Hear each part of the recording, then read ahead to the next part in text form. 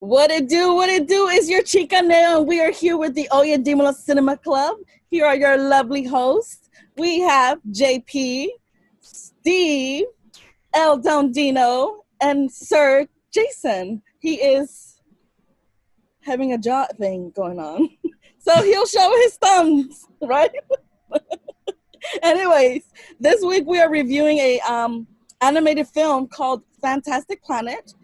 La planète sauvage. I believe I'm pronouncing it correctly. It's a French film that was released in 1973. The title on its own translates into Spanish as The Savage Planet, which is kind of interesting based on how this story is. Now, I wanted to address the big elephant in the room and why I chose an animated film. And I feel that with animation, you have this form of liberation, particularly with the story that is beyond its time and it takes place in an unknown planet where humans are treated as pets, which is fucking weird, right? I feel as if this story would have told in a different way, the outcome would have been totally not as valid, or whatever, or its sci-fi would have been lost. This movie also touches on spirituality in a unique way, and I would love to hear your initial thoughts. Let's hear from JP. Cool image, by the way. Thanks. Without going too much into spoilers, the first few moments of the film did take me off a little bit because the animation style is very reminiscent of I know there's a certain name to the style, but it's the style that I think Terry Jones did for Terry Gilliam did for Monty Python. Yep. So I kept on getting Monty Python vibes in the beginning until shit really starts hitting the fan, which it does do early on in the film, and it just keeps on going that way. Overall, without giving up too much of the story first for a later discussion, it's a very beautiful movie. It's short. Most animated pictures are short, especially those in the past. They tend to be about an hour, maybe an hour 30, like regular films. But even with its short length of an hour and 12 minutes, I believe it took its time. It didn't feel rushed. It didn't feel fast. In fact, that hour felt like a long hour, but in a good way. And yeah, it was just a really, really beautiful movie. It's kind of messed up, and it's sometimes you don't get. I mean, there is a main character, and he does narrate some of the movie, but the film kind of takes it back a little bit once it starts to show off more of its inner message. You take a break from him, is what I'm saying, in the film, and sometimes that could be a detriment to other movies where why did the character disappear? Why are we not focusing on him? It's no, it's part of the world building, and that's this film was basically just that, a big old world building saga. So and it was really good. I really liked it. Kind of reminded me of old journey hero stories like Dune and Star Wars in a way, but a lot more. You had mentioned something about the animation having its style. It's like the paper cutout that they do for South Park. Yeah, so that's how they created this animation. They would, cut out these little pieces and make a move, and that's why it was slow paced in that way. Yeah. I enjoy slow paced movies because you're able to not pause and see what's up. You're able to see everything, and I like slow paced films. Initial thoughts. El Dino, what would you think about this film? Yeah, I was thinking the same thing about Monty Python of the drawing. But yeah, it is kind of the stop animation thing, and I enjoyed it. I feel like parts of it, maybe I saw it as a little kid. The other thing, just to mention on you saying that it works because it's a cartoon, I think now it could definitely be shot, I guess, as a movie, especially after you Shape of Water, or you see where CGI and where the different makeup and everything. So I think now could be done. especially what would interest me is the fact that it's based off a novel. So I wonder how much more in depth the novel gets into. But I did enjoy it. Again, the times we're in right now, this fits in on many different levels of just like, it can, civil rights, human rights, right? That whole animal rights. It's just like, it allows ourselves to kind of maybe look into the mirror, right? And it's like, how am I treating other people, right? How am I treating other things, right? And it's something we need to do, right? More than ever. So yeah, I really enjoyed it. I thought there were some really kooky times, that would pop out. But overall, I really enjoyed the movie, and there were some things that I was like, oh, I wish they would have gotten more into it. But of course, it took them forever to make this, just because it's stop animation for the most part of it. So that's my initial thoughts, and I'm sticking to it. What about you, Steve? To me, I love this movie. The person that I saw it with, she didn't like it as much, but I did enjoy it because it was very trippy in the beginning. And the beginning is very because like JP said, it's very world building. So you're kind of confused. You're like, what's going on? Like, what the heck is all this stuff that's going on? But as I went through the movie, at least to me, I'm not really big into Monty Python, so I'm not extremely familiar with their stuff. But it gave me sort of, in certain moments, certain segments, it gave me Scooby-Doo, like old school Scooby-Doo, Where Are You vibes. That is like, there's like a short scene and there's like some weird jazzy music playing in the background, and the scene ends, and then it moves on to like another scene that has nothing to do with what just happened. So it gave me those type of vibes in certain moments. I enjoyed this movie because of the different perspective that this movie kind of forces you into. Since like you as a human being, you're seeing a character, an animated character that's portraying a human being being treated like an animal, like a pet. And it kind of in a way gives you that juxtaposition of like how we interact in our world and how those worlds interact. And it gives you like so much like just perspective in general of like things that you can apply out of this into your life to improve it, to make it better. I don't know if that makes sense, but for example, Totally. one of the ideas, a couple of the ideas that got presented in this movie that still up to this day holds up like crazy is the idea of meditation and also the idea of studying. Because if you could, just getting a little bit into the narrative aspect of the movie, in this animated film, when the boy gets to this village where all his group of like humans living in this tree are there, he kind of comes off as like, not necessarily I'm a leader or a king or anything, but I came here with all this knowledge that I want to now share with you guys. And that's really important for us to thrive, not as a civilization, as community, but as individuals. Is the more we get exposed to information that's like unknown and things like that, the more quicker that we kind of learn, the more we can do with that learning, if that makes any sense. But yeah, there are just like little things, little hints about this movie that you can literally go like, oh, wow. And the same thing, I even compared it to Limitless. I watched Limitless not that long ago. And the same thing, like when I was making notes, what were the things that he did to improve his life?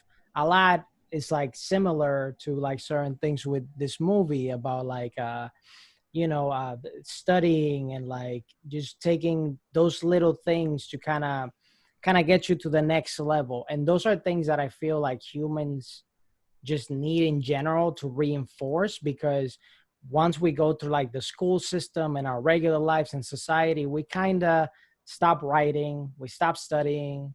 We definitely, some of us never meditate. You know, there's so many things that we kind of, society kind of forces us to kind of stop doing.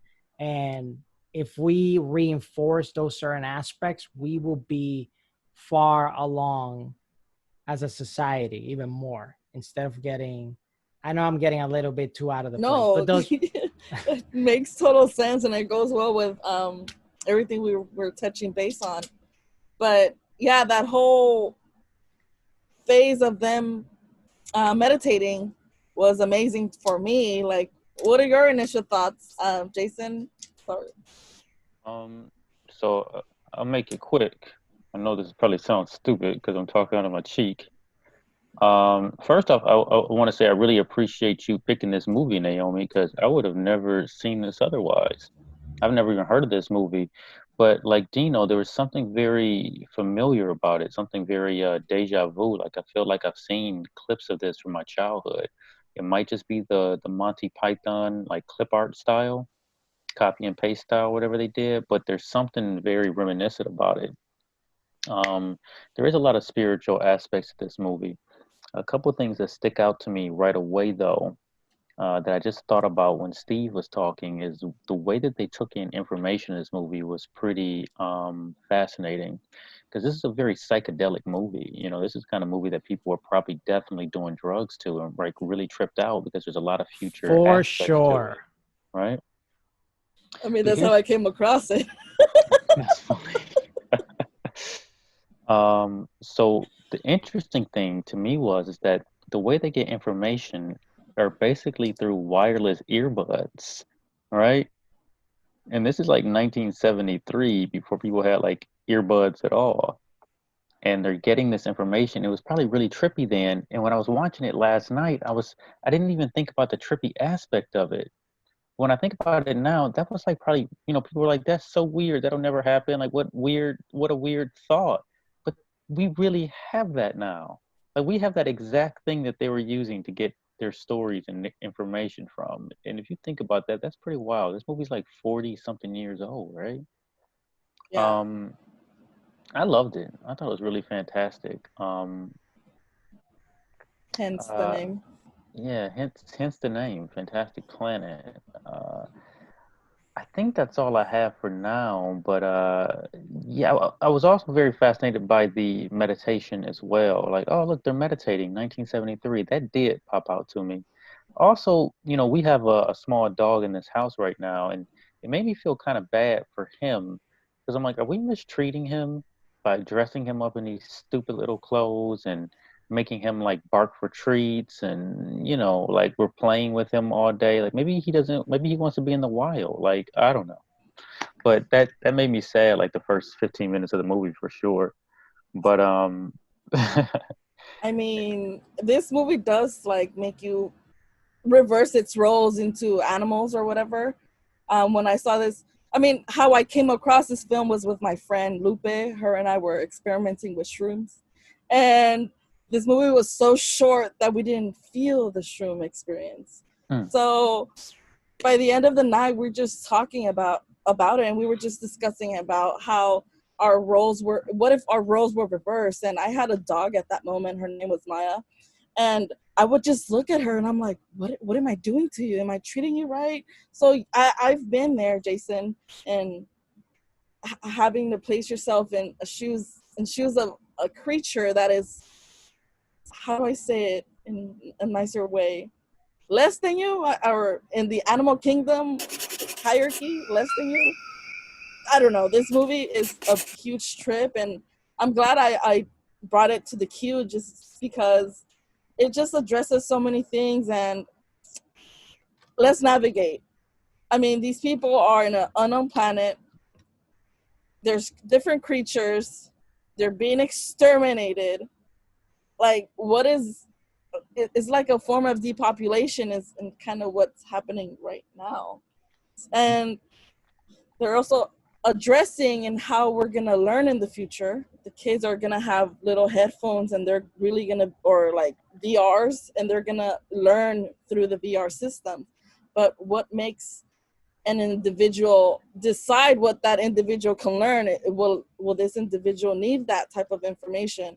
I don't know. There's a lot of little things that this movie addresses. And as Dino said, it was a book before, or JP said it. It was a book before and came out in 1957. So I'm just impressed in how there's not much talk about this book or movie. So glad we brought it up, you know? Yeah, it's very timely, the fact that the book is from 57. With the studying, I definitely also thought about, you know, now during COVID and all the kids that are just like on Zoom, right? And they just have their headphones on and are learning online, or just, you know, you can think Google Glass wasn't that far off, or you were talking the VR set. So all that is kind of there, which who knows, that's just, maybe that's what the pandemic was all about, getting this fantastic planet teaching device. Maybe that was the whole thing, guys.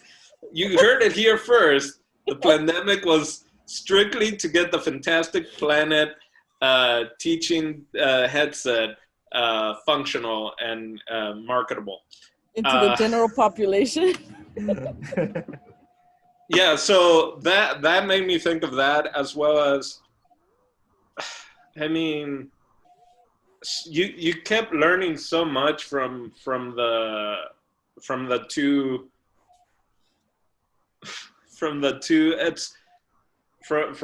societies, but then even the humans had like three factions, right? The ones that were raised and tamed, I guess, the wild ones, and then the ones that were like the bandits or the pirates, right? And just that alone, right? We can look at caste systems, right? And where we come from. And the fact that the one guy could understand the writing from like the higher beings or whatever. And then you had like the shaman type character. Like, it was just so well, like, for the 50s, having to do it in some sci-fi was probably the simplest way of criticizing the norms of that time. You know, like, as little as it's mentioned, it's like criticizing or the what religion is putting into society, right? And how different cultures have used that to take advantage of other people and stuff. So definitely knowing that it came from the 50s, it's a very interesting way to look at things of like, hey, people say this is a good thing or whatever, or to follow these different things. Anyway, I don't want to get too much about the role of religion and taking over indigenous people and making them, you know, follow certain things. But that's what I'm thinking about right now. I don't know. Someone take it. I'm gonna go into a rant. Something that I did consider when I was watching this film was, I was like, well, this movie was made in '73. So what was going on in France around '73? And this is pre-Berlin Wall falling. So the social commentary there is maybe not one that we're going to be familiar with, but this movie was, you know, primarily made in France and in the Eastern Bloc. I was looking at the credits. There was like a lot of Czech animators and whatnot. But I mean, the story in itself is the story, but they're clearly trying to make a social statement about what's going on in Europe at that time. And I don't have all the details on that, but it feels pretty clear. You know, this is what, like, this movie comes out about 17 years before the Berlin Wall collapsed. So that's pretty indicative, I think. But there's a lot of social commentary in this film. Thanks for sharing that. I mean, I knew it was from Europe, but I didn't know that was happening during that time, and can clearly make sense. What were you guys' thoughts on how these figures were blue and with red eyes? Does that seem kind of odd to you guys, or? It was for sure scary that they didn't have any eyelids. That was kind of morbid. That was the most, I guess that was like the defining feature of like what really separated them from the ums or the ohms, however the humans were, according to them. Because like, because they're so, high in advance that everything to them is more ethereal than actual material, you know? So I think that may have been because I don't know, for some reason I knew like there had to be a reason why these motherfuckers didn't have eyelids, you know? And like I kept on thinking that, I was like, well, because they don't fucking need them. You know, they're beyond fucking eyelid. They evolved that far into it. In fact, they keep on bringing it up, like how far will these humans evolve? Are even capable of evolving? You know? But you saw that that scene that she like drew. Yeah, she was mimicking him. Yeah, she was doing it just like the Mexicans, you know, the Mexican old ladies that get that Sharpie and Just like that. But like, it was just so like, it was trippy because I it's been brought up, like I kept thinking back like, oh, do I do the same thing with my pets and animals? But there's so much of a difference. Like with them, it's a completely different species. Like, yeah, in the narrative, yes, they are two completely different races, even from different planets, you know. But like the blue people, they're basically humanoids, you know. And for some reason, like they can't comprehend that an even smaller humanoid might be capable of the same like feeling or whatever. Even some of them are like, oh, it looks like they may have had a society. It looks like they may have been smart at one point, but you know, they're just, and they keep on referring them as vermins and pests. And that's how I would see them, especially at that size. Like they're not cute little pets. They're basically the size of bugs, like giant, like cockroaches and grasshoppers. Awesome. So, Possums. Ugh, I right? hate possums. So it was crazy that I felt like I kept referring back to like the size, because like I can't imagine like having a pet that small, you know, in our real world. But for some reason, like they know that the humans are smart enough to be like, oh, it's like a fucking parakeet or a fucking dog, you know, like they have enough intelligence where you could enjoy yourself and like entertain yourself with them, but definitely not enough where, you know, like if they fight back, they're gonna murk somebody. So the aliens were fucking trippy, and just seeing like how evolved they were, where they could just transmorph into whatever the fuck and use their mind powers to, I assume, procreate or something, especially near the end. Like that, like that's how far they are, where like it's the mind that's fucking defines them as the higher, you know, like it doesn't matter, like, oh, they're just little blobs of flesh, but we're fucking beyond that. And I'm sure that's totally like some sort of social statement on its own, where, you know, like elitist folk or whatever the shit. But like, damn, that was a trip. Those blue motherfuckers. To me, it wasn't much how they looked. It was more about like how they portray power, because it was, if you notice, it was very dictatorship-esque when they had like those like hall meetings and everybody's like in a coliseum and they're in the middle saying, this is the law and this is what we do, and everybody just accepts it. Whatever that screen or that person in the middle, whatever it is telling them what to do. To me, that was more notable to me than what they looked. Because once I got past on how they look, okay, this is how they look, cool. Then I just treated them as like, that's just who they are, you know? And I guess appearance doesn't matter too much to me. It's more about like, what do you do with it, you know? But that's me. I don't know if dictator would be the right thing, because it was a group of them. It was like a council that would come up with the rules. But it was very much so when they start dissecting the issues with the so-called vermin and all that kind of stuff. Made me think of a Nazi, when, you know, it's like, we gotta make them stop reproducing, right? We have to, and there were those kind of things that were also happening in the U.S. with the native indigenous women, and I believe also with Africans, they were doing that, African Americans, where they would, what's the word? assimilate them into the population, or just No. I'm saying like actually like in the hospital they would go in and Paralyzed. will make it to make them infertile. Sterilization. Sterilization. Because they talked. That's what it made me think of. They were doing that with Native Americans and African Americans in the U.S. as well. When they would have kids, they would automatically try to sterilize them so they wouldn't be able to reproduce.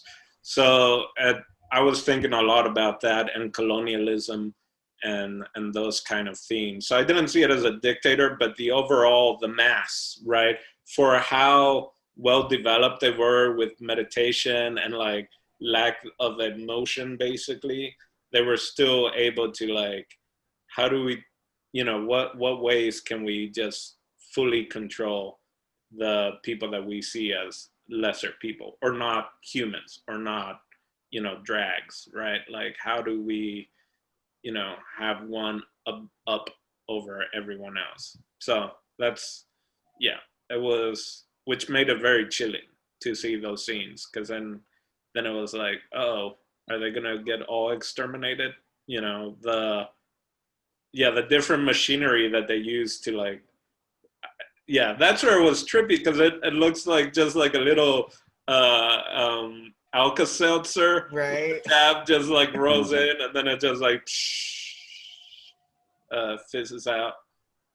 So I was thinking a lot. Those were a lot of the things that, especially the second part of the movie, when it got a little more serious, and it made me definitely think of Nazi and colonialism and all the horrible things that humans have done to other humans. Not even talking about animals, which is also up there. But sorry to be Debbie Downer, guys. Not at all. This how do I say this? I'm busy. I cannot do this right now. I'm busy. This film addresses that in a weird way, or in its own way. I kind of felt that the first time I saw it. I was like, hey, this addresses this more. There's so many like dynamics into this, so many hidden features that are socially there, but it's not being really brought up. So I'm glad that you brought that up, because it's absolutely true. This is a different outlook, or a creative outlook, as to how like society is. And anyone?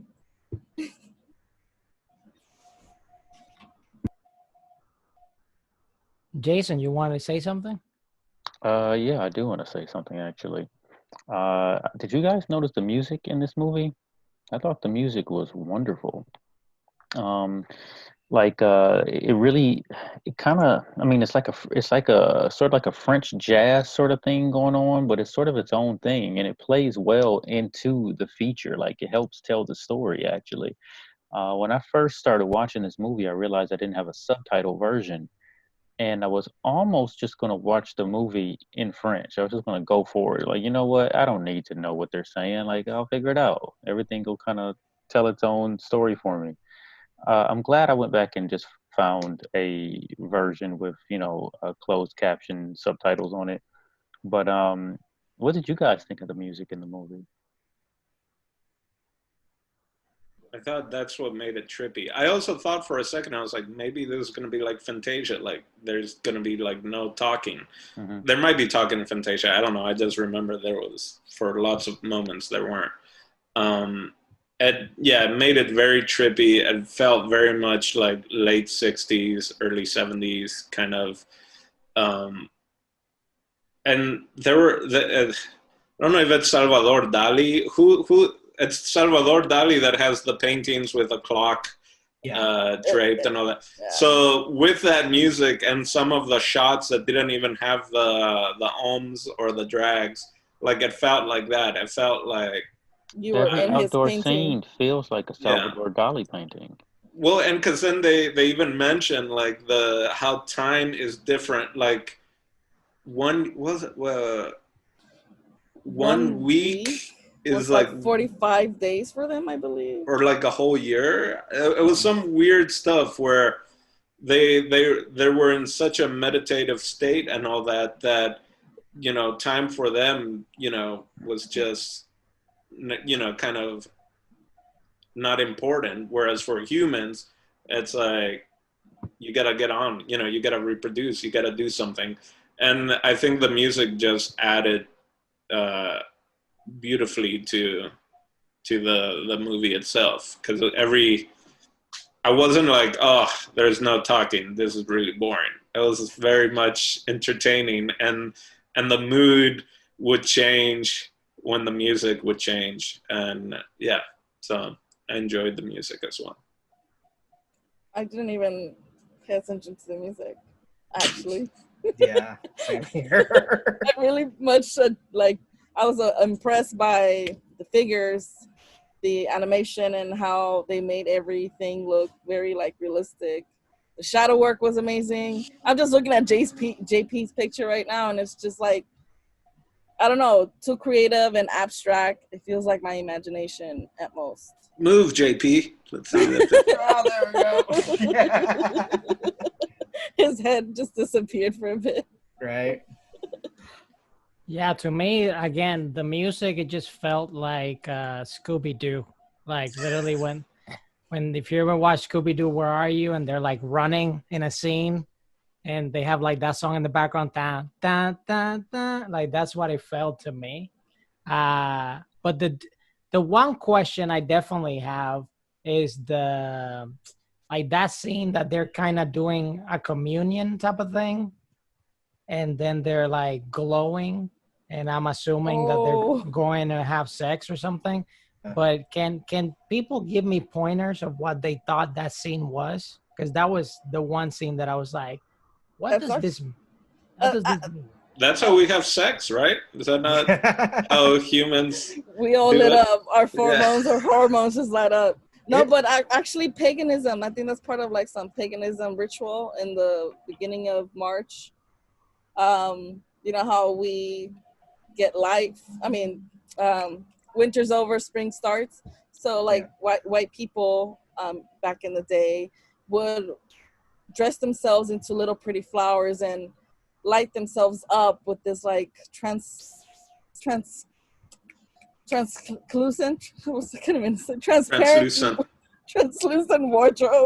translucent wardrobe, and they would just like, being nymphos. Yeah. White people are known for being nymphos. That scene was really weird. Like I didn't think much of it at all. I thought it was literally just one of those like passing by scenes, like, okay, that just happened, they're never gonna bring it up again. But I think it was usually made to still, again, like to compare the people versus the blue folk, because that's how the movie ends. You find out why they do the meditations. The blue folk, they meditate their being to big old humanoid structures, so they could also have similar ritualism with other ethereal beings. So it's like, I think it's a comparison to like, again, like how far gone these aliens are compared to like the people, where like you don't need thought, you don't need anything too mental, you just have to be with one and each other. Like you don't need the glow of a mind, you just need the glow of you. But well, I thought it was like, I almost forgot about the scene right up until the ending, where I was like, oh, that's why. A little bit on that. Did you guys notice the names? There are a couple names specifically that how homme is French for man, right? So like the whole idea that the race of man, right? Because I was like, did they not translate that on purpose, or is that? But that's, I guess, what the writer kept it as a way of like making sure we kind of knew. And then the main guy was named Terre, which is tierra, which is earth, in French. And then at the very end, that made fake planet that they make is named Terre after him. Om is also the sound that you make when you're meditating. I guess, yeah. Absolutely, that's true. Didn't even think of that. Jason, what? I do think it was interesting that they were like stone shaped busts, which Yeah, the was very marble. much like, is that, yeah, and it's like made me think of Greek Roman. I mean, that's what also made me think of um, Monty Python, because they do a lot of that stuff where it's like these statues and then they end up crashing and breaking and falling apart. But it was interesting to, yeah, these weird statues that What is year the was way. Monty Python? 70s, late 60s, all through 70s and 80s. Were these the same animators by chance? No, because it's the one guy Yeah. from Monty Python that does it, that did it all. Hmm. Whereas this was like multinational production. It was like 3 different. But again, animation was kind of very much stop animation back then, especially if you didn't want to just look at it like a Disney cartoon or whatever. More realistic animation was that, you know, that type where you had to cut and make it very exact and stuff like that, and it would take years to make. But I can't imagine. Yeah, I don't think Monty Python had anything to do with. But it was a style. It was a style, not just of the backgrounds, kind of having that Salvador Dali feel and stuff like that, but also just that kind of animation of that time period, you know, was very similar.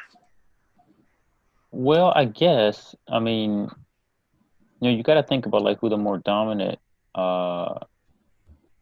animation, you know, people have always been with Disney, and Disney never made a movie that looked like this. This feels like it was kind of like avant-garde, regardless. I don't really feel like it was a style of the day. No, it is a little avant-garde. I mean, it's French. Maybe it's the foreignness of it. I'm like, yeah, I feel like it's something that I've seen. Yeah. Because my brother lived in Spain also, so I feel like I've seen a bunch of, I don't know, it just seems like I've seen this kind of animation before. Was it weird for you guys when the cartoon, like when there was like, I don't know if it's 3 bodies, but it was the councilmen and they just start twisting? That to me tripped me out. I was really stoned that evening and I was like, what the fuck is happening? And this animation is not intended for children, which is fucking hilarious. I really thought it was initially. But I'm glad I kind of searched that up and it's really not intended for children. It will be fucking creepy. It'll probably give me trauma or some shit. Yeah. To be honest, I actually thought that was their form of like procreating or like their form of like love making. And like, oh man, this poor kid like walked into a fucking 3 mil orgy. It's like, I thought that's what that was because it's the fucking politician guys, right? Like they were having their meeting alone, and that's what they happened to do alone. Allegedly, that was Epstein Island. Oh God! Oh. Wow. It was the inspiration for Epstein Island. Oh God. But then they ate like fish also, right? There was like a cloud of, you know, what looked like cotton candy, and they would just like. Yeah, that was fucking weird. I was hoping like, oh, please don't let that be like fumes from some sort of giant alien anus or some shit. I was like, that's just me. I think, that's where my mind went. I think you guys put a lot of your own stuff on this movie.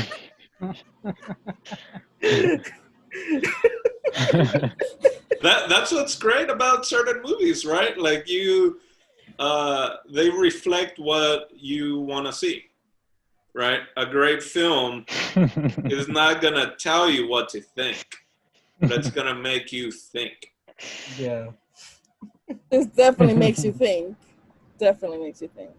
Yeah, the other thing that I definitely want to touch on for this movie was, what do you guys thought about the environment? Everything about the environment itself seemed to be like a prey on prey type of situation. Like everything was like dangerous in some type of way. until that tree. And that tree, the only danger really was the other colonies. And then when the aliens came, but everything else was pretty much like, I'm gonna eat you, and I'm gonna eat you, and I'm gonna eat you. There is always a bigger fish. Is kind of what it felt like. Right. Well, they were in the wild, you know. So the Draags were basically the humans of the planet, and they didn't have it. They were the apex predators, you know. Everything else beneath them is, you know, dog eat dog for survival. So yeah, they were always dangerous when they were out in the wild, you know, until they could sort of tame the wild themselves, and until they built their colonies up. You see that throughout the entire movie until they start to build their colonies up, and once they start building rocket ships to get away. But here's something interesting. You know, they started building the rocket ships to get away, right, and put their own satellites up in space and stuff. Like, the people who wrote this movie understood the importance of having like a satellite in 1973.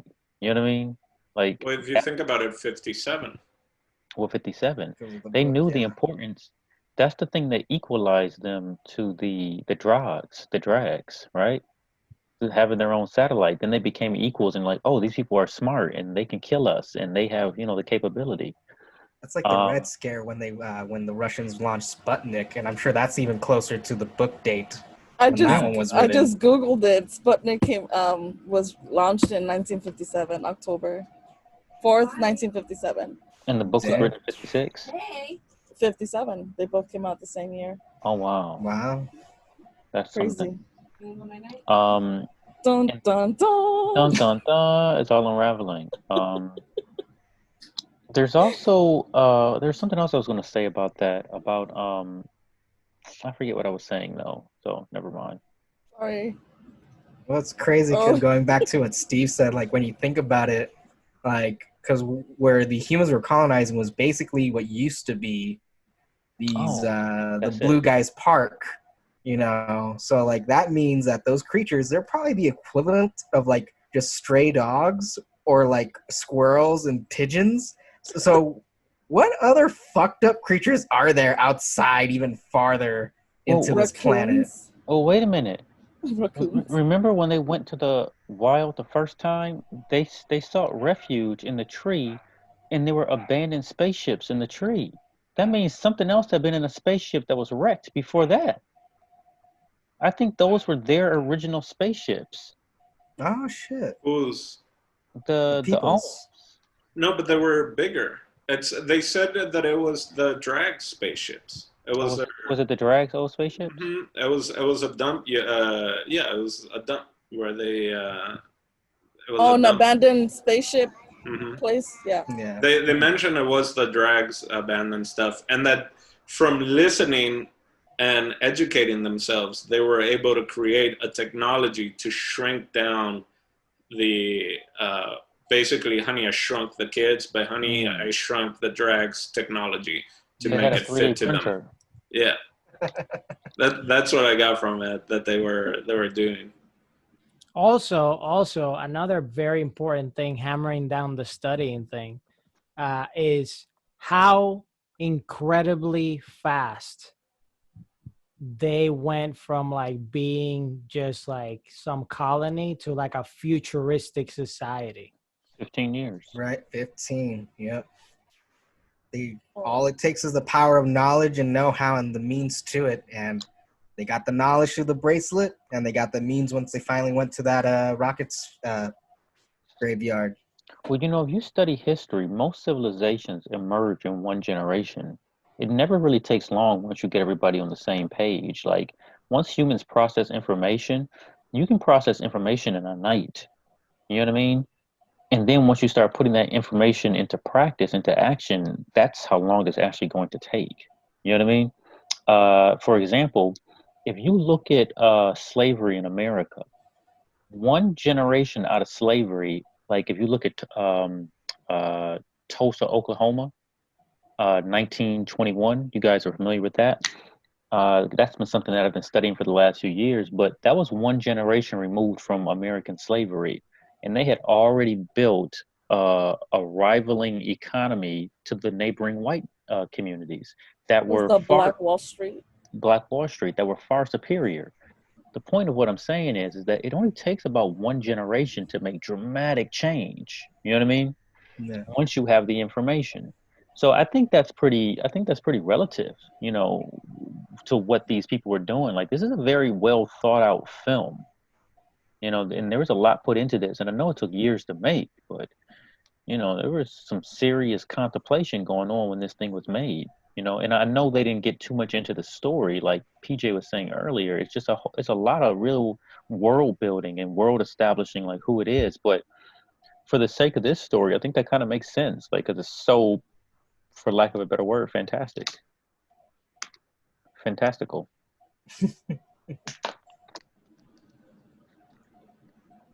Well said, you guys. Well said. I mean, I addressed everything I wanted to touch base on. However, anyone want to go and address the little pointers? I was just looking at the composer for the movie, who's, I guess, Alain Goraguer, or whatever. He was a French jazz pianist, and he composed for a lot of films also. This one, then La Vie de Bohème, and Saint Laurent, all the way back in 2014. So I know a few of the films, French films, I recognize the names also. So like, he clearly became kind of well known in France as well as after this film. And it kind of has that feel of the French jazz trippiness. And then he's been able to go out and do other films that have then been either somewhat adapted into American films or TV shows or plays even, or musicals that, you know, came from the composer for this movie. So I think that was pretty interesting to kind of just learn a little bit. Do you want the soundtrack, Jason? I can get you a vinyl of... I already found the vinyl online last night. Oh yeah? I really did. I didn't buy it, but I found where I can buy it. My light's going, guys. Let me turn on the light here. The sun's going down in Echo Park. Are we at final thoughts or anything? Or we got... Oh, there is something I want to say. What about the trippy fight scene where they tied those monsters to their chests and they like fought each other that way? Like, that was their fight to the death situation. That was bizarre, right? It reminded me of the Colosseum times of like the Greek guys when they would put the lions in the Colosseum. The Romans. All those Romans, not good with history. Yeah, that's what it reminded me of, like a sort of entertainment to like distract us from reality and being shot up by the pirates or exterminated. That's what I thought about it. Yeah, that's what I thought too. It's every civilization has that, where when it's time for distraction, you make the people fight lions and you make them fight each other. Michael Moore goes into that a little bit in one of his documentaries. It might have been Fahrenheit 9/11 or whatever, where he starts talking about the fall of American civilization was going to come really soon because we start allowing mixed martial arts in America. If you guys remember, like before the early 2000s, mixed martial arts weren't allowed in America. It was illegal. And once they made mixed martial arts legal, Michael Moore predicted that American civilization would begin to fall. Well, here we are. Why would he predict that? Because in every civilization where they start to legalize like men fighting each other in cages, the civilization failed shortly after. That's so weird. Well, I think you can look at it right now again, and not just MMA, but you know, football. All these different sports were gone, and then that allowed people to not be able to get distracted from what was in front of them, right? Just to touch on George Floyd, right? Like almost, because it's multiple videos over many years have popped up that have been similar and disgusting and all that. But all you have to do is like, is there an NBA game going on? Is there NFL? Is there anything else that I can watch to not to have to see that? And I think that's what sports entertainment does. If you have that out there, people are less likely to want to inform themselves or pay attention to what's going on, right? Or meditate. Right. Or yeah, you confuse that of disconnecting, right? There's that idea of like, I gotta disconnect from my day. My day was really stressful. And instead of meditating, instead of taking a moment to reconnect with yourself, we as human beings want to see something completely stupid or something that's just plain out violence so that I don't have to think, right? How can I, and so yeah, I agree kind of with that, I guess, sense of Michael Moore, that once you start incorporating violence or stuff like that, but not necessarily MMA, but definitely the US has been really good of trying to push us to just, you know, not pay attention. Just here, enjoy this video, right? Enjoy this thing. So we gotta take time to check in with ourselves, right? Absolutely. I guess one thing that I want to like bring up is something that I didn't really like. I thought that the ending was a little quick, even though it kind of made sense that, you know, like suddenly the thing that the blue people like suddenly said, whoa, hold up there, like you could kill one of us, but like you can't mess with whatever that fucking ritual was, because again, like it's them disappearing, the distraction, the thing that, you know, that they yearn for. You know, like you could take life away, but when you take away the pleasures of that life, which was the weird fucking with other aliens via Roman marble, it's like, no, we'll give you another planet. We'll give you another planet. And then the film kind of ends in a circle where you find out like, oh, this is all part of history. Like some other blue alien is listening to this and seeing all this as part of their lesson, you know, bringing it full circle with the bracelet. That was my only complaint, though. Like, as good as that ending was, I just thought, I was like, whoa, that is way too easy and way too fucking quick.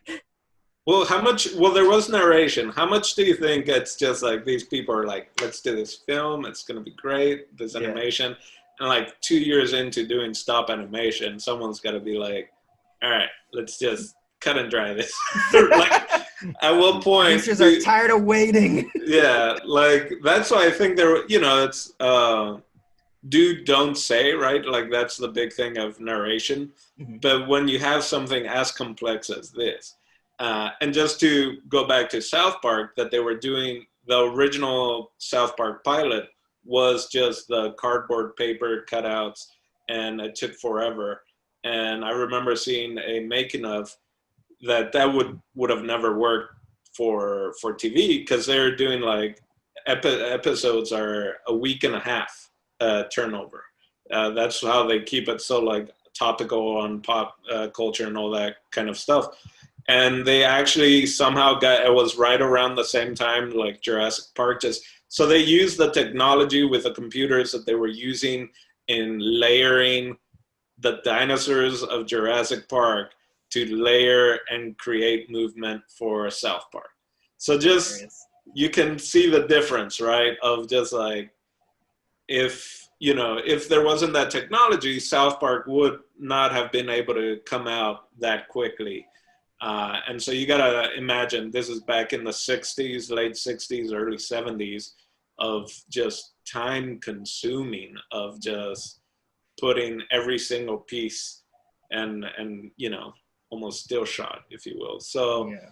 I did feel a little quick and just like, and in summary, like this happened, but I still really enjoyed it. I know we were talking about JP. They cut it short at the end. Like, let's end this project right now because I'm done. So I agree with you. Final thoughts? Anyone? Am I the last one?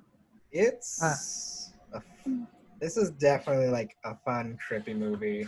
It's if you don't have that much, if you have time to spare, like this is definitely like a short, quick trip. I mean, but it doesn't feel that way. It's like a really good roller coaster. Like roller coasters usually last about maybe 4 minutes, but if it's a good one, you're enjoying the whole ride. That's how I felt about this one. It's visually, it's great. It's beautiful. Sure, like sometimes the story seems to stray away a bit, but like you still enjoy like the little moments within the film.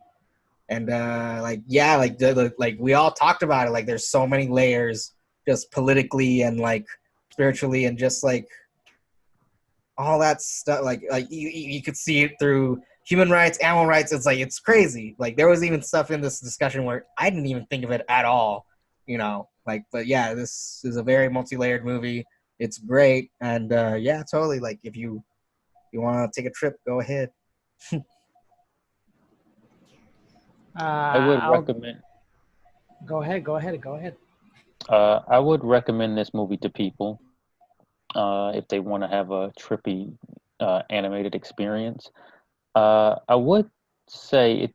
You know, this movie. I would watch it again. You know, maybe a few years down the line or whatever, or if I have somebody to like share it with, who I think maybe like, yeah, you want to get tripped out and see this movie or whatever. Like this is the thing. I would like to explore it again one day. And I'm gonna say I think this is probably one of the best animated movies I've ever seen. Good. Wow. I don't have a top list or anything like that, but when I think about it, like comparatively, you know, most of them will probably be like Disney movies, right? That's, you know, where your go-to or anime, but this is something different. And it's pretty high up there. This is a well put together piece. And I noticed that Criterion added it to its collection Yeah. recently. So, you know, it's definitely something that's been studied, you know, or you know, people felt was worth studying, which it clearly is. But that's my final thought. Yeah, the version I saw was on HBO Max, and it was already part of the Criterion. I guess in 2016 they Hmm. remastered it, took the old prints, and I guess cleaned that up and all that. I Jason, do you have a top 5 or top 10? Not like in order, but cartoons that you're like these would be in my top Um, numbers. I think I would put Toy Story in there. I would say Toy Story 3 is the best, but Toy Story 1 was the first, you know, so that's definitely in the top. I would say Ninja Scrolls, Oh, the anime, is in there. Um, Nightmare Before Christmas. I guess I'm kind of covering all the grounds, right? I got like a 3D animated.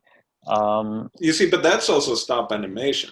Nightmare Before Christmas. yeah, So is that actually um, I'm not trying to cover all the grounds. These are just the right? ones that I think are the best. I Yeah. would also say, just because I know the history of it, Snow White and the Seven Doors is really high up there because that was quite an achievement for when it came out, and still holds up, obviously. So yeah, I would say that just off the top of my head, those would at least be in my top, you know, 10. We need an animation week where we just review our favorite stuff like that. My next one is an anim. I was inspired. My next pick is going to be an animation. Ah, chill. Awesome. All right. Okay. So for final thoughts, yeah, I would definitely recommend this to people. It's interesting that you can watch this just if you want a trippy feel, but you can also, I guess, take something to trip while watching it. I would be terrified, I feel, that if I were tripping and watching this, when some of the violence starts happening. But other than that, like if it's just like the scenery kind of stuff like that, I would totally be down. Yeah, it's just, I keep thinking now of how to tell this story now, right?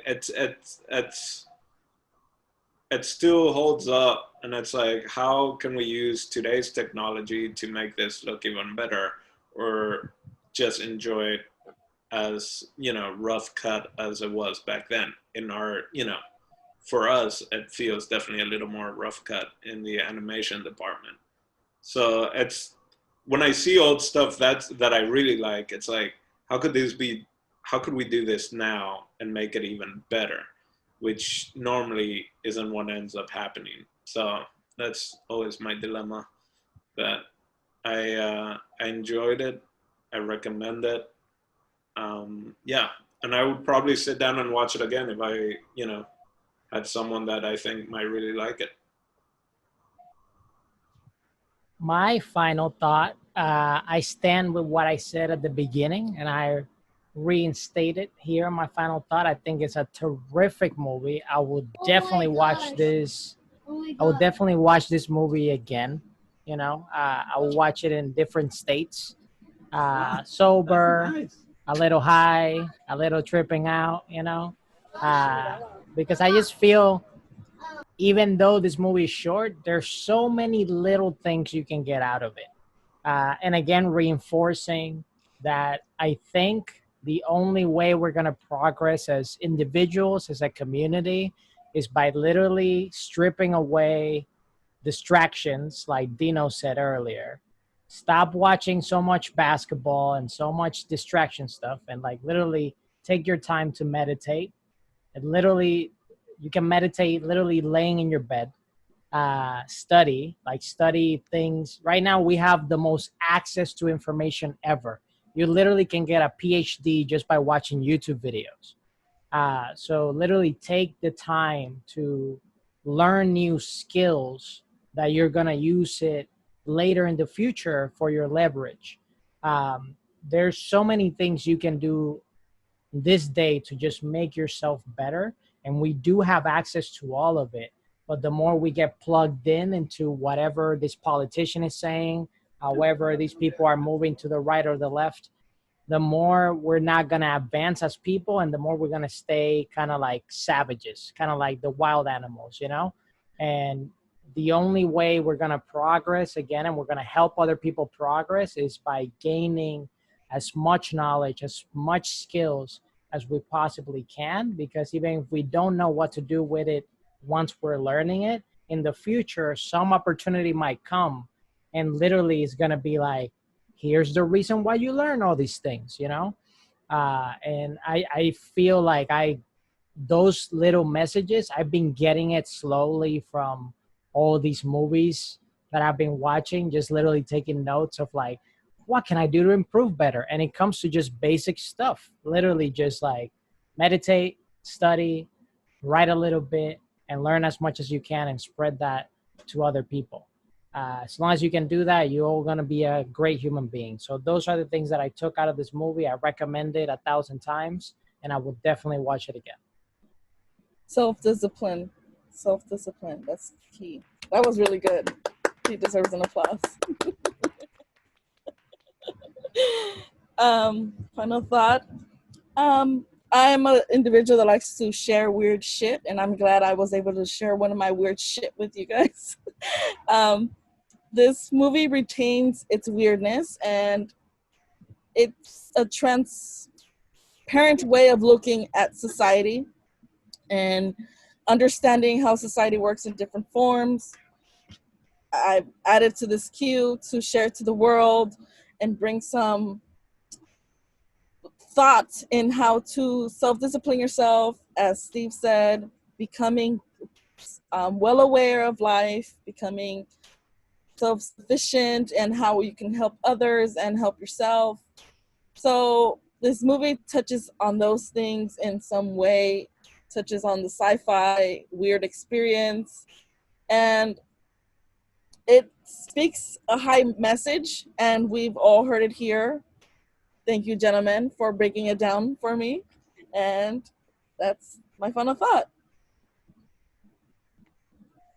Yay. So the next film, Naomi, you got to send me your next film. The only one that I'm waiting on is you. But the next film is Dino's pick, and it will be The Good, the Bad, and the Ugly. Oh, yes. So that's the movie for next week. We'll catch you on the next Cinema Club. Bye-bye. Ciao.